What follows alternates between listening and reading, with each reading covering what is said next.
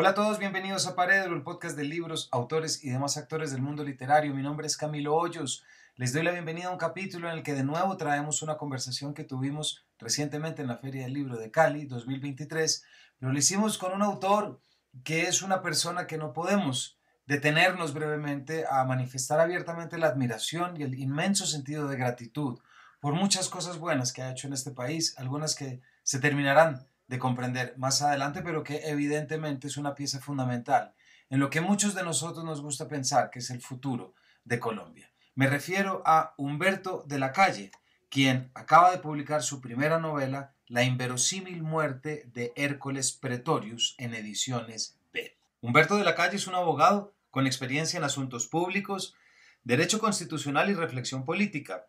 En su condición de ministro de Gobierno, actuó en nombre del Gobierno de Colombia en la Asamblea Constitucional que expidió la Constitución de 1991.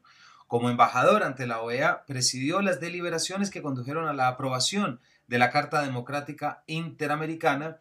Fue jefe de la delegación del Gobierno para la firma del acuerdo final. Es autor, además, de Revelaciones al final de una guerra y Memorias dispersas, entre otros libros de no ficción. La inverosímil muerte de Hércules Pretorius es su primera novela y es imposible no preguntarse o por lo menos pensar en cómo el autor, en muchas formas, de lo que fue el documento del acuerdo de paz es el mismo que está escribiendo una novela en la que nos acerca a esta figura de Hércules Pretorius, es decir, de este guerrillero que soñaba con poder cambiar a Colombia y cambiar el futuro sin la violencia y sin las armas. Y eso, por supuesto, nos da, viniendo del autor que viene, un personaje inolvidable. Vale la pena admitir, además, que no se trata, La inverosímil muerte de Hércules Pretorius, de una novela escrita por un político, sino que es una novela escrita por un novelista. Les recordamos que esta, así como otros libros de Humberto de la Calle, lo pueden conseguir a través de Busca Libre, con pedidos que les pueden llegar en menos de un día. Así que, sin mayores preámbulos, los dejo además con una conversación en la que se coló mi abuelo, César Gómez Estrada, y me enorgullece mucho y me alegra mucho poder decir ese nombre finalizando esta introducción. Bienvenidos. Muchas gracias, buenas tardes y bienvenidos. Humberto, bienvenido a la Feria del Libro de Cali. Mil gracias, Camilo, encantado de estar aquí contigo, y con todos los presentes, muy amables, gracias. No, a ti. Bueno, este es un evento, vamos a estar hablando de la novela de Humberto, pero yo no puedo seguir, Humberto, sin hacer un pequeño momento y solamente agradecerte todo lo que has hecho para este país. Quiero arrancar por ahí. Este es un terreno en el que entraremos de otra forma. Gracias. Mil gracias. Gracias, Camilo, gracias a todos. Pero quiero arrancar por ahí porque yo estoy seguro que lo que vamos a discutir hoy lo haremos bajo ese principio que la literatura no está tan lejos de la realidad como nos han creído hacer pensar. Entonces ese lado no está. Entonces ya una vez hechos las cuestiones elementales, vamos a estar hablando sobre la inverosímil muerte de Hércules Pretorius, la primera novela de Humberto después de 2 libros de memorias, después de, por supuesto, de las negociaciones de paz. Y quisiera también arrancar diciendo que al contrario de lo que a veces ocurre, esta no es una novela escrita por un político, esta es una novela escrita por un escritor y por un novelista y por un poeta.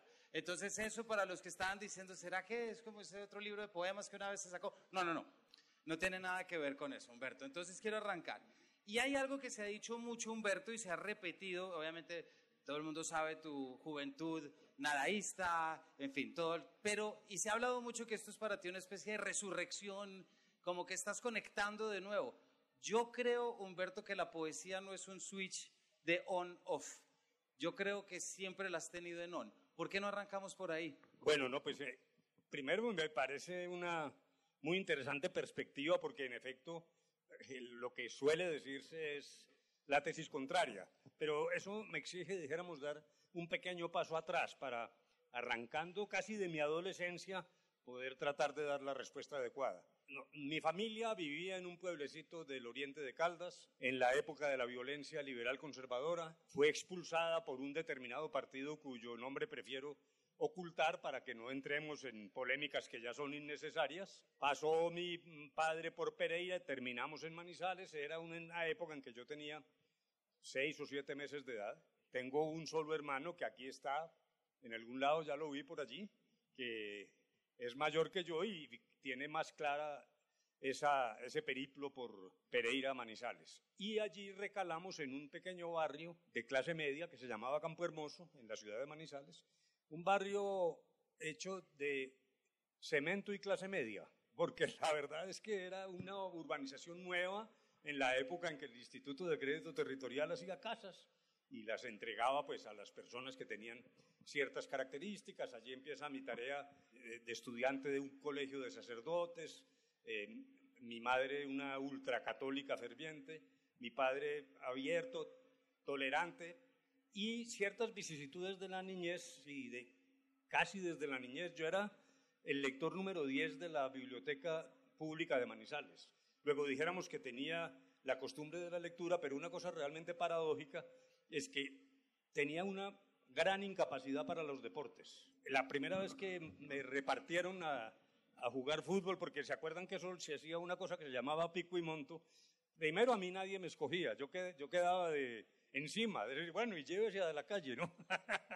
Y un amigo que se llamaba Gonzalo Zuluaga, cuando entré a jugar la primera vez, dijo, de la calle alza la pata como un burro. Entonces, dijéramos, cualquier posibilidad en el campo de los deportes se frustró y yo me refugié en parte en la lectura. Luego dijéramos que comienza a ser un joven en nuestro barrio con unas conductas relativamente distantes de la del resto de mis compañeros. Lo curioso es que el libro que comencé a leer se llamaba La imitación de Cristo, de Kempis. Luego, eso coincidía con una etapa de gran misticismo, particularmente irradiado por mi madre, que como les cuento era de un catolicismo, creo yo, un poco alucinante. Había un cura que la confesaba todos los días y yo no sé qué tenía que confesar ella.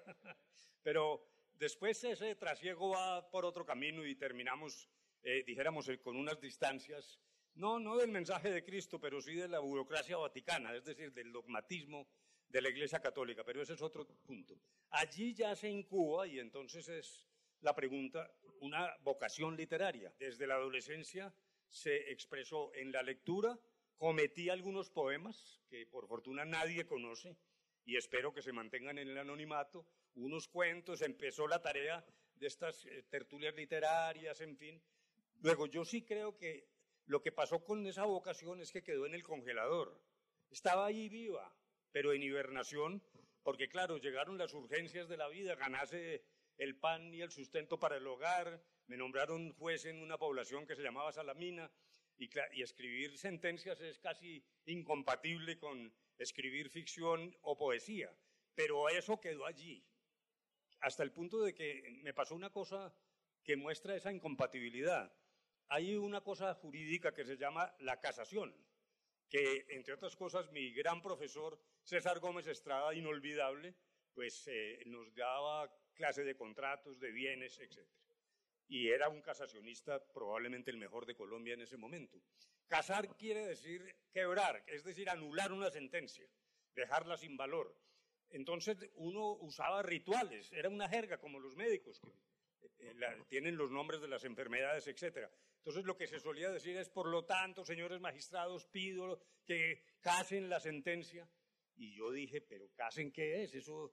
Entonces cambié el lenguaje y dice, magistrados, les pido que aniquilen la sentencia. Bueno, me gané un regaño de la corte, no perdí mi tarjeta profesional de milagro, porque dijeron, ¿qué es eso de aniquilen? ¿Usted qué clase de lenguaje guerrero trae aquí a la corte? Bueno, todo eso para decir que intuyo en tu pregunta algo que creo que es razonable, y es que eso quedó hibernando, y en parte, en relación con la novela, hay una primera versión que yo escribí hace como 30 años, y luego, hace año y medio, aparece un libro histórico, no ficticio, sobre la llamada Operación Calarcá por el Chocó, y es allí donde me hace clic la mente y pensé lo siguiente, hombre, yo no había publicado esto, primero porque yo lo que soy es un artesano, yo no tengo formación de escritor, y segundo porque eso implica un cierto respeto humano.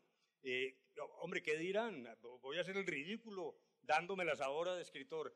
Pero cuando sale el libro donde ya hay unos elementos puntuales muy interesantes, por ejemplo, el diario de combate de la Chiqui Cardona, que para los más jóvenes era la guerrillera del M-19 que negoció con el gobierno de Turbay Ayala después de la toma de la Embajada de la República Dominicana, que es un documento precioso, porque es mirar todo el tema de los combatientes guerrilleros por dentro. Entonces ahí tomé la decisión, aún a riesgo del ridículo, de redondear la novela y publicarla como está allí. Luego, de cierta manera, sí hay un río subcutáneo en la vocación de la escritura que ahora me ha causado satisfacción el solo hecho de escribir, hasta el punto de que estoy comenzando ya un nuevo trabajo literario. Una siguiente novela, sí. Humberto, hay algo que que te quiero preguntar, y es que intento imaginarme tu sentido de libertad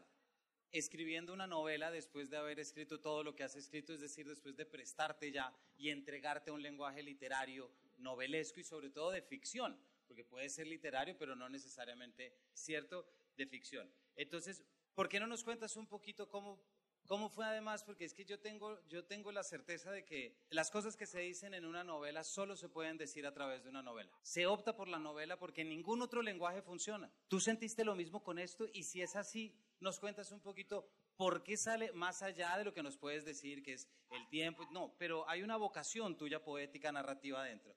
¿Qué querías decir a través de la literatura que de pronto no pudiste decir de otra forma? Bueno, no, yo creo que la apreciación que tú haces es absolutamente correcta. Dijéramos, la forma ficción da una enorme libertad, con mayor razón, en este caso, cuando lo que ocurre con Hércules Pretorius, hay un joven que existió y buena parte de la historia que aquí se cuenta tiene raigambre en una realidad que le ocurrió a ese joven que finalmente murió, como lo digo allí de manera inverosímil. Pero ese joven es un caleidoscopio, porque al mismo tiempo coge retazos de otros e incluso de mí mismo. Hay elementos, claro, autobiográficos. Pero lo de Pata de Burro, por ejemplo. Sí, exacto. Entonces tú tienes razón en que en la ficción uno dice cosas que quizás no diría en un ensayo, y que además si las dice en un ensayo, pues eso es una babosada, termina siendo incomprensible para el lector. Luego, la ficción primero sí da libertad, pero también le genera a uno un gran desafío en la orfebrería de la construcción retórica literaria. ¿Por qué? Porque finalmente si uno va a escribir un ensayo, pues entonces tiene el tema A, el tema B, se va desarrollando esto. La ficción, uno termina embarcado en un viaje sin regreso, cuyos confines no conoce, a través de técnicas que son supremamente desafiantes. Con Camilo hablábamos, por ejemplo, esto de la transpolación de momentos, la cronología revuelta, dijéramos. Eso a veces uno tiende a perderse. Entre otras cosas, por eso se necesita tener el editor, y yo no puedo sino agradecerle a mi editora de Random House, porque hay cosas en las que uno realmente se pierde y que no observa sino a través de los ojos de otra persona. Pero lo interesante es sobre la ficción que también, dijéramos, hay una pregunta abstracta, literaria, pero bonita. Tenemos tiempo también para divertirnos, no todo tiene que ser tan serio. Yo estaba en la Universidad de Harvard cuando llegó Humberto Eco a dictar una conferencia precisamente sobre la ficción. Entonces la tesis de Humberto Eco es totalmente libre, hay algunos condicionamientos de la ficción, pero no es lo que uno piensa, si son condicionamientos éticos o estéticos. El ejemplo que puso fue este, decía Humberto Eco: hay una calle en París cuyo nombre fue utilizado en la novela Los Tres Mosqueteros, pero en la novela se ubica la calle en un sitio donde no está. Entonces la pregunta es, ¿hay error en la ficción? ¿O el error es más ficción, es ficción al cuadrado? A mí me parece una cosa retórica y inútil, claro, pero absolutamente extraordinaria, porque en efecto uno diría, no, realmente se equivocó, esa calle no está ahí, sino en otro lugar. En el caso de Hércules, hay unas conversaciones entre Hércules y ese paramilitar Ernesto Báez, y también con Bernardo Jaramillo, que fue luego asesinado, siendo candidato de la Unión Patriótica. Esas conversaciones son ficticias. O sea, yo me las inventé. Pueden haber ocurrido o no. Si ocurrieron, yo no estaba allí. Pero de lo que estoy seguro es que esas conversaciones basadas en una ficción son más realistas que la realidad. Yo no tengo duda de que esa confrontación es absolutamente verosímil, es genuina, es legítima, así sea producto de la imaginación. Luego dijéramos que ese tema es fantástico, pero estoy de acuerdo contigo en que hay una gran libertad, pero también un enorme desafío ya técnico, dijéramos, en la técnica de la escritura, que es algo extraordinariamente serio. Gracias, Humberto. Y en esto de la convergencia que hablas entre la realidad y la ficción y cómo elementos terminan y luego encuentran otros, yo creo que no hay nadie, o me cuesta mucho trabajo imaginar a alguien, Humberto, que conozca mejor la guerrilla que tú, por la labor que cumpliste. ¿Hay algo que aprendiste de la guerrilla escribiendo ficción que no hubieras aprendido en la mesa de La Habana? La pregunta exige como cierta, dijéramos, unas precisiones cronológicas primero. Como ya lo dije, en efecto, esta novela, en su versión primigenia, fue escrita mucho antes de lo de La Habana. Yo creo que estamos hablando de hace 30 años o algo así, que quedó allí dormidita pues en mi archivo. Lo que sí ocurrió es que luego en las conversaciones con las FARC, pues hay elementos como el párrafo final, que es el que define por qué la muerte es inverosímil y que no les voy a contar porque prefiero que lean el libro, porque allí hay una conversación real con un ciudadano de carne y hueso real que se llama Iván Márquez. Luego hay esas traspolaciones de que venía hablando. Entonces, lo que sí pasó en La Habana es que, en mi opinión, creo que terminé conociendo más a Colombia, a su conflicto y también a la persona humana después de las conversaciones. Es decir, yo creo que la conversación en La Habana a mí me hizo mejor persona, pero también una persona obviamente más suficientemente caracterizada para entender cuáles eran las líneas rojas en la discusión con una guerrilla que nace por fuera de la ley, que comete enormes delitos, pero que frente a las conversaciones nosotros nunca dejamos de entender que con todos los defectos de lo que llamamos democracia en Colombia, éramos la voz legítima de un Estado reconocido. Por lo tanto, uno adquiere más conciencia de lo que significa ser gobierno, ser vocero del gobierno, pero al mismo tiempo trata de descifrar, que creo que ese es el punto más difícil de la conversación, que prefiero resumir en un dicho popular al cual yo le agregué un subtítulo. El dicho es ponerse en los zapatos del otro. Yo me puse en los zapatos de estos señores guerrilleros, pero el subtítulo es, pero no para usar los zapatos del otro. Luego es el esfuerzo para tratar de ver, estos tipos piden algo, ¿por qué? Es decir, tratar de descifrar y entender las diferencias que inicialmente eran abismales. Yo sostengo que nosotros vivíamos en la Tierra, las FARC vivían en Marte, Dios de la guerra, cuando ellos dicen que era al revés, que quienes vivíamos en el reinado de la guerra éramos nosotros, no interesa. Pero para resumir, yo siento que crecí espiritualmente en las conversaciones, pese a saber que medio país nos dijo no, que hubo todo tipo de ataques, que los hay aún, que yo los entiendo perfectamente y asume uno con carácter republicano, pero yo sí creo que hay unas Colombias que yo solo vine a ver ya desde la mesa de conversaciones. Este principio, Humberto, quiero leer un parrafito de la página 137. Por supuesto, está hablando de Hércules Pretorius. Pegado todos los días a la pantalla, empezó a soñar con una revolución humanista, reflexiva, sin balas. Y comenzó a verse allí, una especie de combatiente sin fusil, un pregonero, un obrero desarmado al servicio de la justicia y la igualdad. Pero de un momento a otro, ese nirvana se veía entorpecido por una nube gris, la nube de la realidad del conflicto. Hércules Pretorius, además de tener esta vocación de ser el combatiente sin fusil, me parece, Humberto, y así lo entendí, que es también un llamado o un tema muy importante, y es ¿qué opciones tiene un joven cuando quiere cambiar este país? No olviden que los libros de Humberto de la Calle, incluyendo La inverosímil muerte de Hércules Pretorius o Revelaciones al final de una guerra o Memorias dispersas, lo pueden conseguir a través de Buscalibre y les puede llegar en menos de un día. Bueno, ese párrafo da en el centro de lo que creo yo que significa la novela, y aprovecho para señalar, la novela está inmersa en un capítulo del conflicto armado en Colombia, pero no es una narrativa cronológica de lo que pasó. Hay muy buena literatura en Colombia sobre los hechos del conflicto, pero no, aquí me parece que lo que hay más es disyuntivas morales, unos problemas éticos extraordinariamente profundos y que generan mucha congoja en Hércules,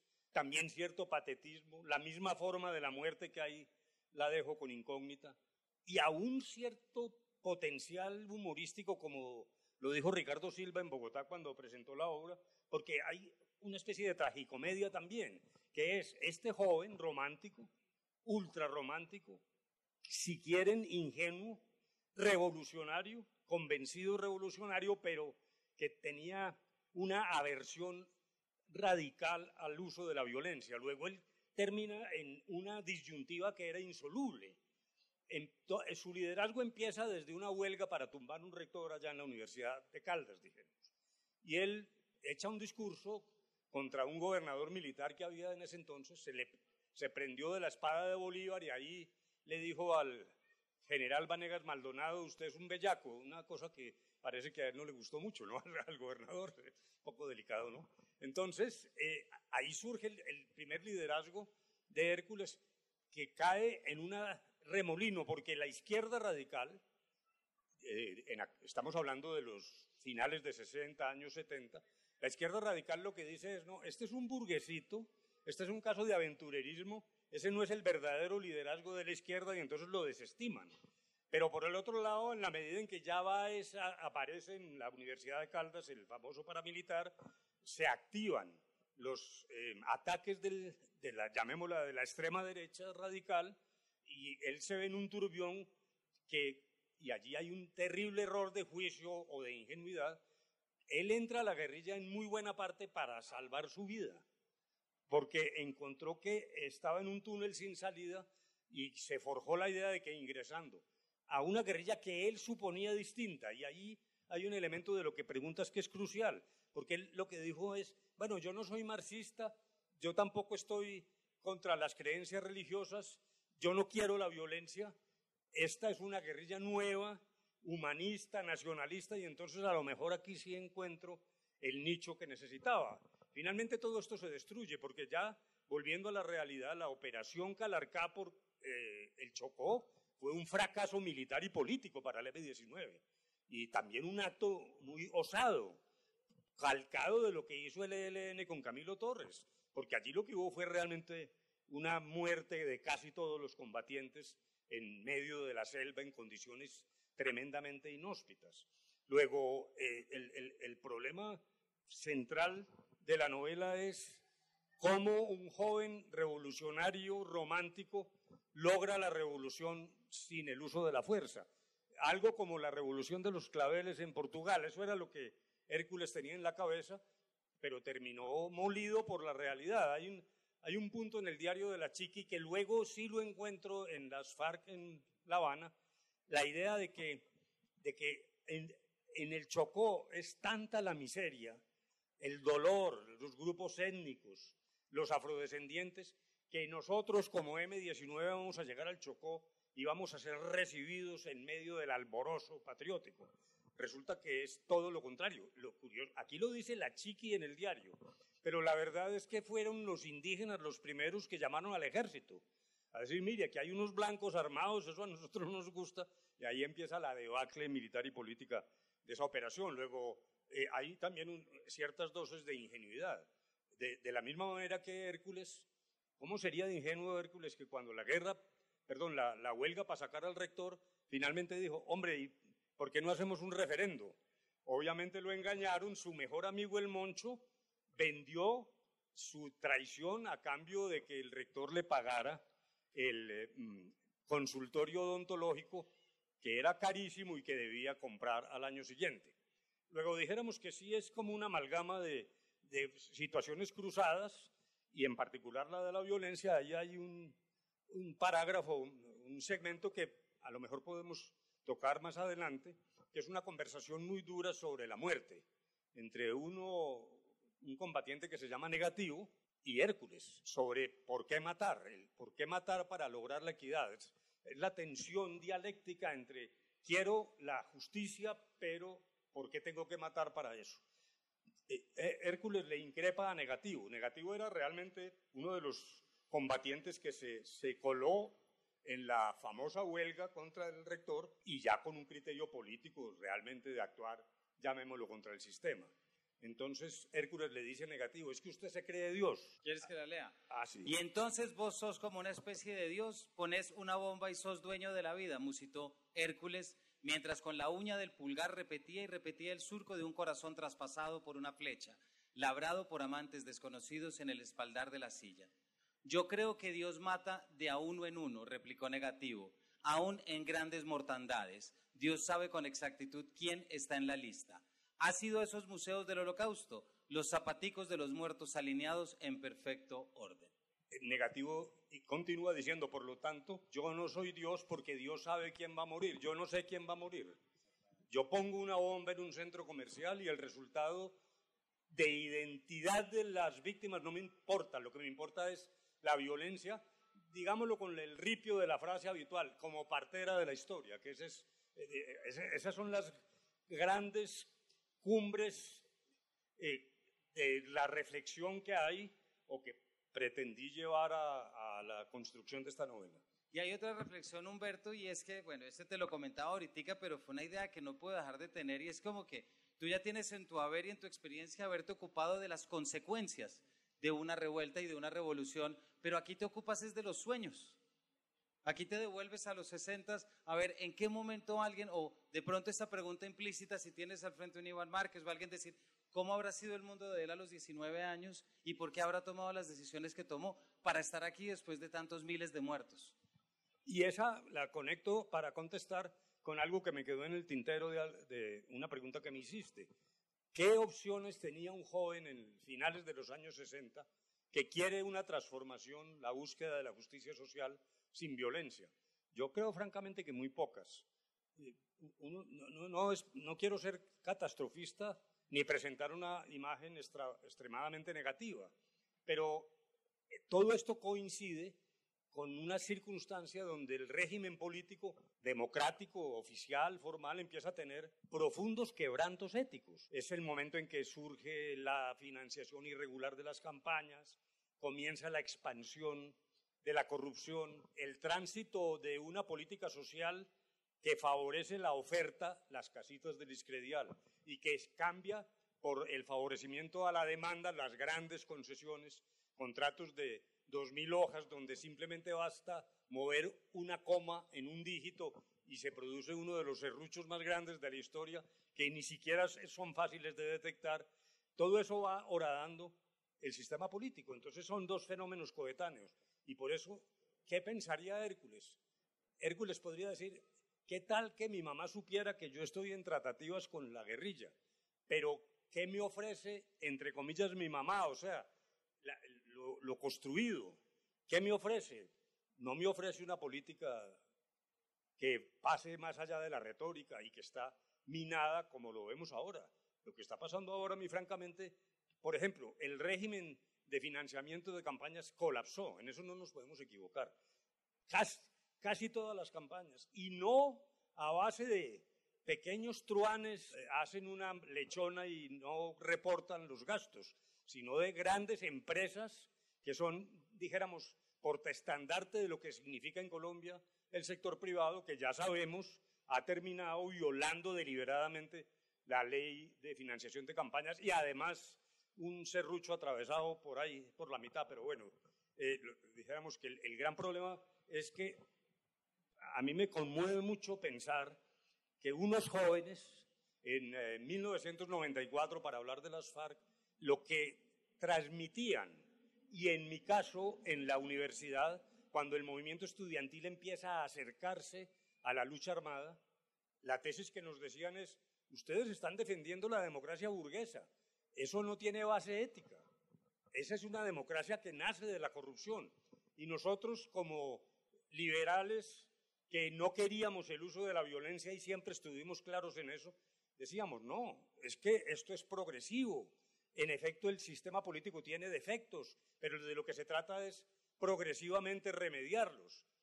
Lo que a mí me preocupa es que hoy yo creo que estamos en peor circunstancia en esa materia que en los años 60, en términos de la solvencia moral del régimen político. Entonces, tengo dos preguntas cruciales. ¿Qué pensará un miembro de las FARC después de 60 años de estar matando gente para terminar ahora, por ejemplo, aliado con un político tradicional en Antioquia buscando una alcaldía. Es decir, 60 años de guerra, de bala y de fuego para terminar en una transacción que bien la pudieran haber hecho desde las filas de los partidos tradicionales. Y la contrapregunta de nuestro lado, ¿qué estamos haciendo si esa vieja argumentación de la izquierda de que no había base moral de la que llamamos democracia representativa viene a peor y no estamos mejorando esa solvencia ética de nuestras costumbres políticas? Esos son interrogantes sin respuesta. Pero en esencia yo creo que un joven de esa época no tenía mayores opciones. Y además, Humberto, esas son las partes de la novela que me atrevo a decir que mayor muestran una técnica de tu parte. Primera novela y lo que quieras, pero esas discusiones uno está metido entre los personajes, entre los tres, entre el profe, entre Jaramillo y tal. Y también es muy interesante esa evocación de la época universitaria específica en la Universidad de Caldas, y ya te lo había dicho que lo tengo que mencionar, en la que también citas a mi abuelo César Gómez Estrada como profesor. Entonces a mí, pues ya toda mi familia es muy emocionante eso, por supuesto, pero ¿cómo fue traer, ya esto es todo lo que nos estás diciendo, pero digamos que esta dialéctica que tú pones en la discusión de los alumnos, me parece que también es una especie de examinación entre ese dilema siempre entre lo pragmático y lo teórico o lo ideológico? Es decir, ¿cómo hago realidad esto que necesito y que quiero? Porque hay un momento en el que incluso hay un momento en el que un profesor le dicen, profe, usted bájese de ahí porque esto es pura carreta burguesa. Si usted nos quiere hablar de hacienda pública, en realidad tiene que hacer es esto. Que el problema es cuál, uno que es profesor, a uno no le pueden venir a decir cómo enseñar sus cosas. Entonces, ¿por qué no hablamos un poquito de esa dialéctica? Bueno, primero aprovecho la mención de César Gómez Estrada porque yo creo que es apenas mínimo reconocimiento a lo que significó César Gómez en muchas generaciones en la Universidad de Caldas. Él fue nuestro último profesor de contratos antes de pasar a la Corte Suprema de Justicia. Tenía una característica de cierta majestuosidad. A mí el doctor César, cuando entraba a clase, parecía como un conde romano, del Imperio Romano. Era el talante, la postura, se sentaba en la cátedra, miraba al infinito, allí había unas palomas siempre rodeando el edificio de la universidad, era una cosa, yo diría que majestuosa, que intimidaba incluso, pero solo lo describo la otra cara de César Gómez con una anécdota. Un día uno de los estudiantes se le arrimó al doctor César y le dijo, ay, venció la timidez y dijo, doctor, es que, ¿cómo le parece que le metieron un juicio de lanzamiento a mi mamá? La van a echar de la casita.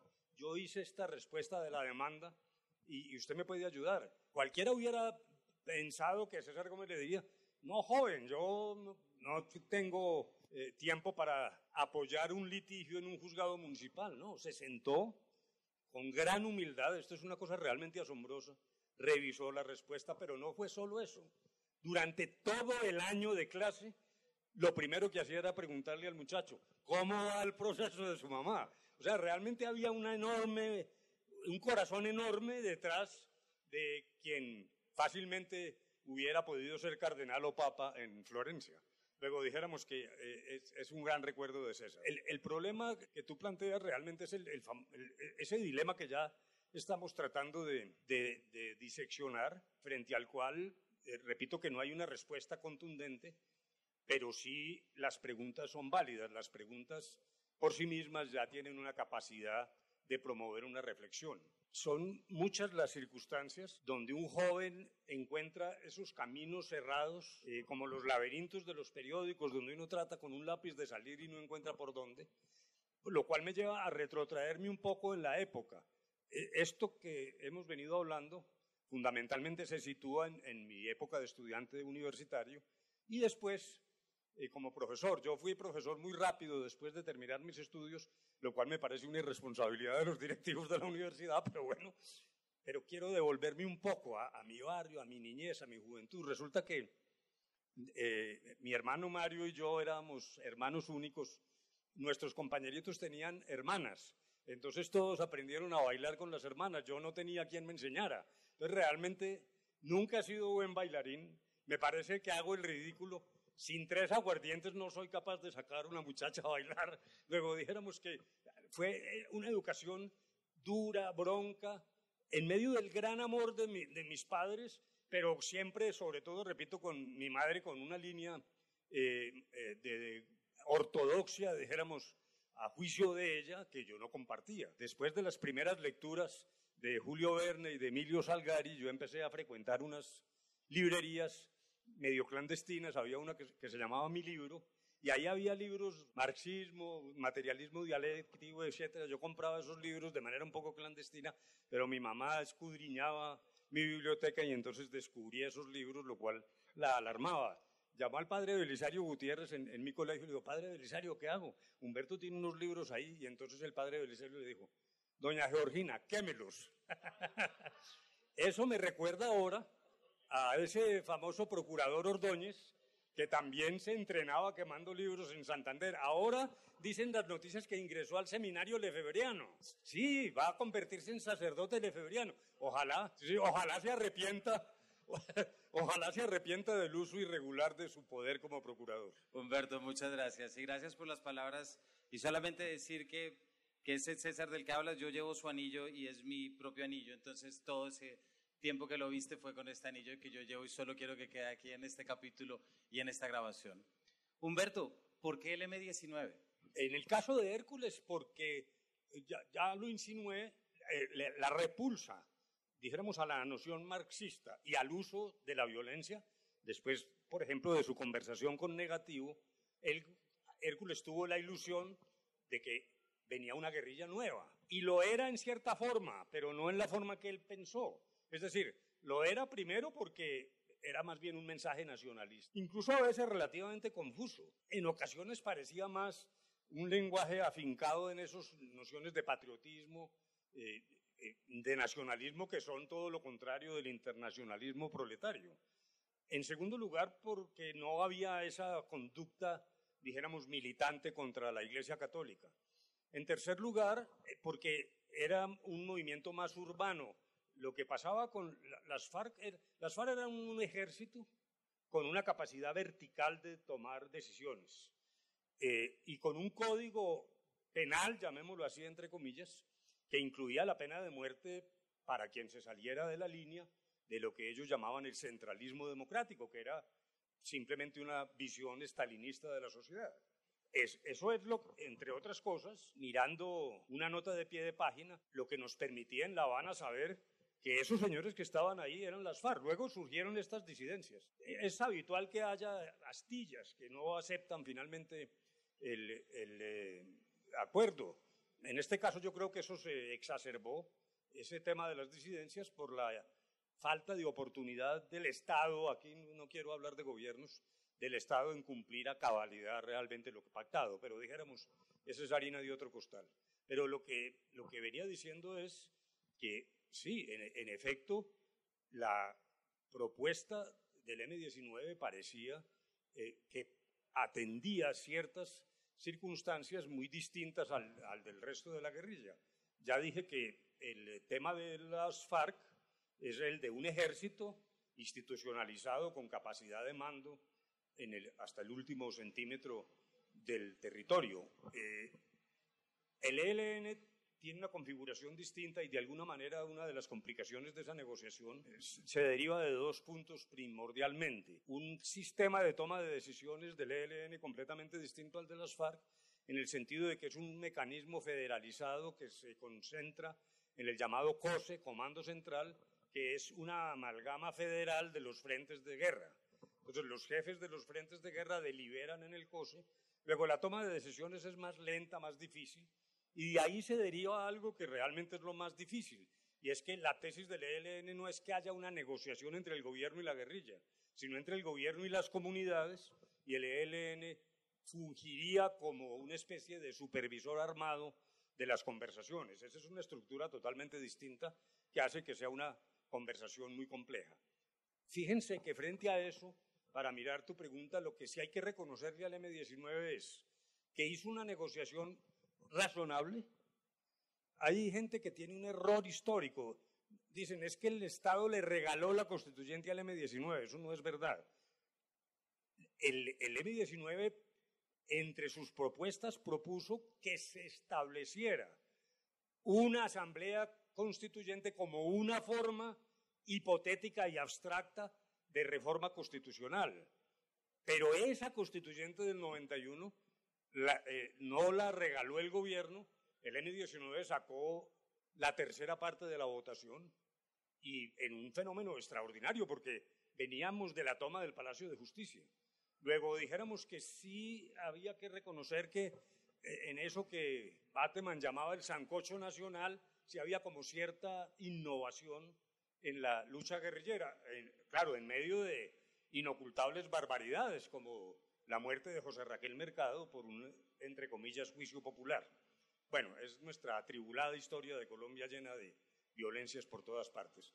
Pero eso generó una ilusión para Hércules y también, como ya lo dije, la creencia que terminó siendo equivocada de que él protegía su vida yéndose a Cuba e incorporándose al M-19. Humberto, ya para mi última pregunta, con mucha tristeza, y esperando que podamos tener algo para pasarle al público, pero hay algo que a mí me llama y es tratar de volver, ya tú dijiste el aspecto satírico, paródico que tiene, tragicómico, que hablabas con Ricardo, pero hay algo que a mí me llama la atención y que te quiero preguntar, y es una constante en el texto, algo que las últimas 3 páginas, de hecho, del diario de la Chiqui, y tú ahorita te referiste a eso al inicio, que es esta negación de la realidad.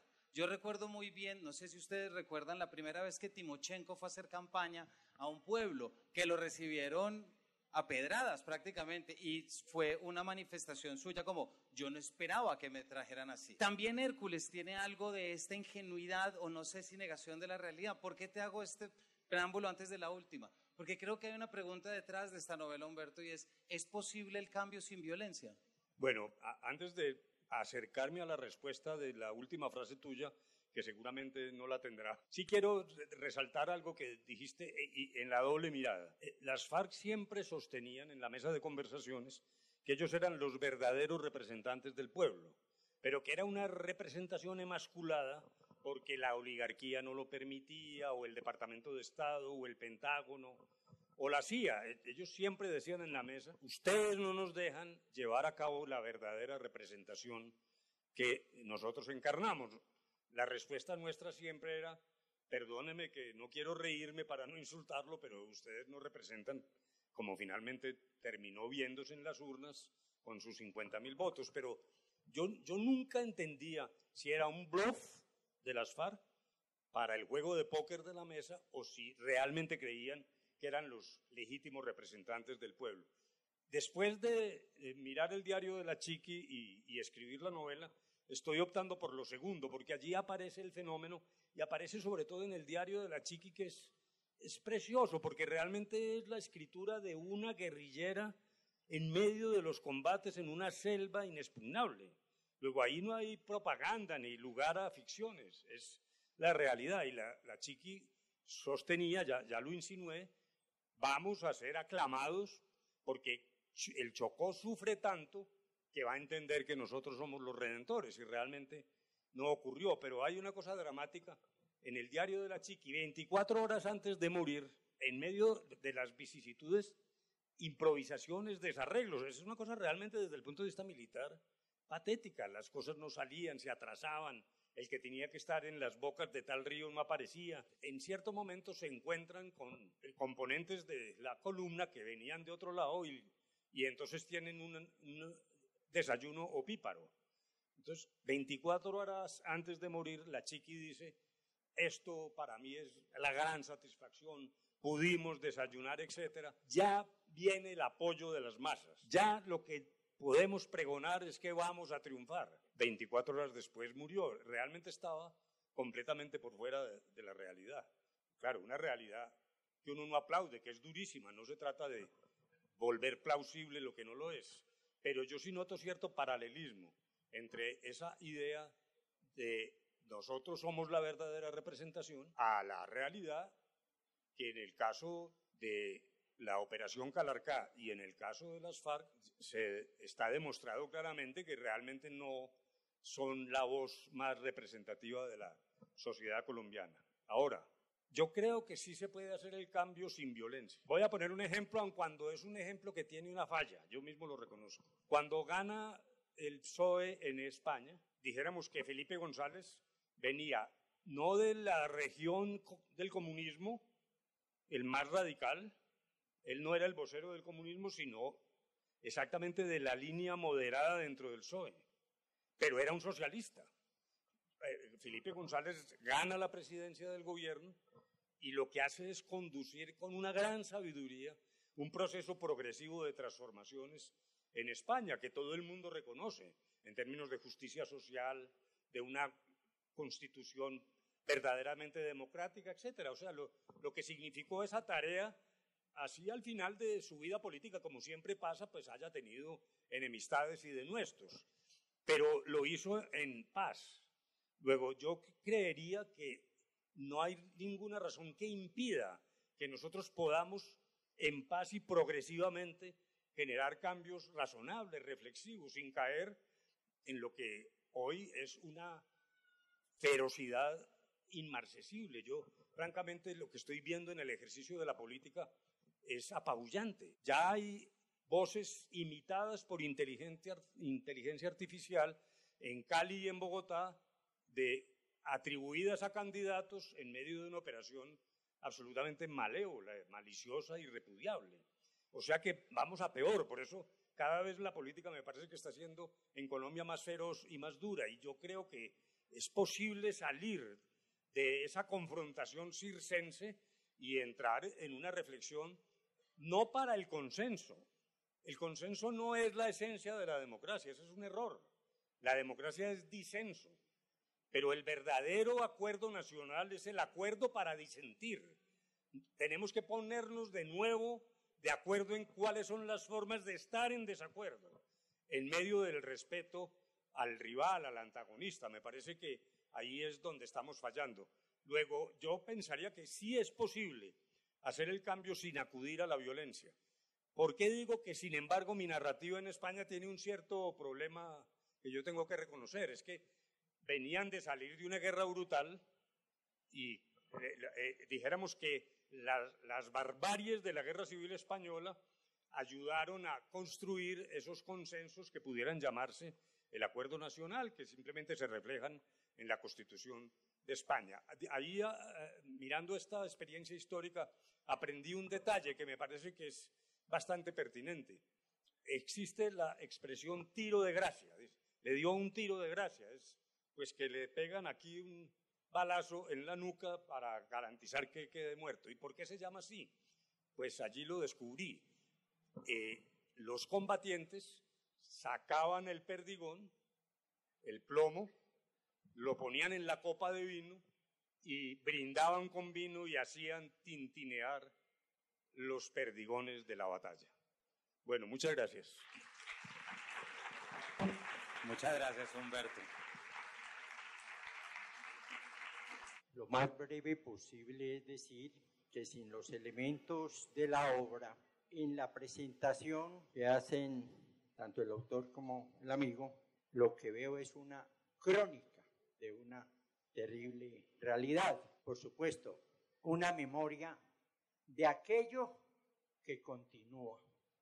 Entonces, mi querido Humberto de la Calle, ¿no ve usted o ve usted los elementos de la siguiente obra, el volumen 2, ya con algunos pequeños cambios de personajes y guerrillas? No sé cómo va a ser con lo del gobierno nacional, porque no sé si decir que es lo mismo o que ya cambió, pero ahí va a haber una dificultad, no de orden literario, ¿verdad? Bueno, es que los expertos en esta materia, porque yo soy amateur, yo soy apenas un artesano, le dicen a uno, nunca revele cuál es el contenido de la siguiente obra, porque queda salada, eso se llama pava. Entonces, le agradezco mucho la reflexión, pero yo sigo intentando trabajar en la siguiente producción literaria, pero no voy a adelantar cuál es el objeto material de la misma. Última intervención del evento. Gracias. Mi nombre es Luis Felipe Campo Vidal. Gracias a Humberto por venir. Mira este salón repleto de tus admiradores. Entonces, es importante que sigas pensando de que al país hay que gobernarlo con los criterios liberales progresistas. En cambio, hubo un estallido social, acuérdate, en la pandemia. Salieron todos los jóvenes marginados, unos sin trabajo, otros atropellados, otros sin saber ni leer ni escribir, y armaron un movimiento para que el Estado mirara en ellos. Hoy hay una estatua sobre eso en los barrios populares, sobre el tema del estallido. Puerto Resistencia se llama. Ojalá que ese segundo Hércules pudieras mirar un poco más ese estallido social que hubo en Cali, que es uno de los más graves desde el punto social que existe en el país. ¿Sí? Tema de la educación, Cali y el Valle del Cauca es el último departamento en calidad educativa. Eso es horroroso. Hay jóvenes en la zona urbana que no saben ni leer ni escribir, Humberto, ¿no? El tema del desempleo es inmensamente alto. Entonces yo sí quisiera felicitarte, darte la bienvenida y que ojalá si conoces algo del estallido social, coméntanos algo, pero que ese segundo Hércules lo deposites un poco en esta región. Gracias. No, pues claro que todos vimos con preocupación estallido social que apareció en muchos sitios, pero que fue mucho más agudo en Cali. Como tú bien lo dices, por una circunstancia muy particular de tensiones sociales en este inmensamente rico departamento, porque uno aterriza y la sorpresa, es decir, es como una tierra bendecida, pero con problemas tan profundos en su propia estructura, pues que generan respuestas de esa naturaleza. Pero yo creo que aquí también, saliéndonos un poco de la coyuntura, la misma reflexión vale. La pregunta es, ¿esas condiciones sociales justifican, no que expliquen, porque explican la violencia, pero la justificación puede hacerse a partir de esa situación? Recordemos en el gobierno de Belisario Betancur la tesis de las causas objetivas de la violencia, que era la tesis de Belisario. Decía, no, la violencia guerrillera, quería él decir, proviene de la injusticia social. La tesis contraria, la de las causas subjetivas, es la que dice, no, el ejercicio de la rebelión armada es un ejercicio deliberado político promovido por personas que tienen una finalidad dentro de un ejercicio político ilegal, pero con unas metas que simplemente coinciden con las aspiraciones de ese movimiento. El gran problema de esa disyuntiva, el tipo de causas de la violencia, primero es que no la hemos podido resolver los colombianos en la historia de la confrontación que se produjo, no el informe de la Comisión de la Verdad, sino en medio de las conversaciones de La Habana hubo la presencia de 12 expertos en violencia y conflicto que escribieron unas monografías que constan en un libro donde cada quien desde su perspectiva política hace la narración de por qué considera que nació la guerrilla y que ha persistido la guerrilla, a diferencia de lo que pasa en toda Latinoamérica. Guerrilla hubo en muchos sitios, pero desapareció. Donde ha permanecido es precisamente en Colombia. Pero si uno lee los dos ensayos, se encuentra que ni las causas objetivas explican la totalidad del conflicto, ni tampoco las subjetivas, porque a mí me parece que coincidieron y concurrieron ambas causalidades. La violencia sin duda genera una capacidad de extensión y de duración del movimiento guerrillero. Por decirlo algo, el reclutamiento se facilita en condiciones de miseria de jóvenes en determinados lugares de Colombia. Me parece que eso es indiscutible. Pero también está ya probado, no es una cosa dicha polémicamente o de manera peyorativa, es una realidad histórica que en el contexto de la Guerra Fría sí se presentaron en ambas potencias el deseo de meter la mano en el patio trasero del territorio del otro. De la misma manera que Estados Unidos ponía bases en Turquía, pues la Unión Soviética trae misiles a Cuba. Y una de esas tareas dentro de la Guerra Fría era precisamente el auspicio de la violencia, en particular de la guerrilla de las FARC, que era la que estaba identificada con esa forma de expresión guerrillera proveniente de Moscú. Lo mismo pasa después con el EPL, que es una derivación de la visión maoísta, también ya dentro del marco posterior de la Guerra Fría, para no hablar del ELN, que es una especie de hijo de la Revolución Cubana y de la teología de la liberación. Luego, dijéramos que hay mezclas de cosas, pero la pregunta es si la violencia como tal se justifica. Yo creería lo siguiente, y en particular en lo que pasó en Cali, y lo digo sin ánimo de polémica, pero con convicción importante. Yo creo que los bloqueos no son válidos en términos de la confrontación. Me parece que incluso violan el derecho internacional humanitario. Uno hasta entendería que la primera línea proteste, haga ver sus heridas y sus dramas, pero bloquear poblaciones hasta el punto de impedir el aprovisionamiento y otras cosas, volvemos a Hércules. Yo sí diría que eso no es aceptable. Muchas gracias, Humberto. Muchas gracias a ustedes.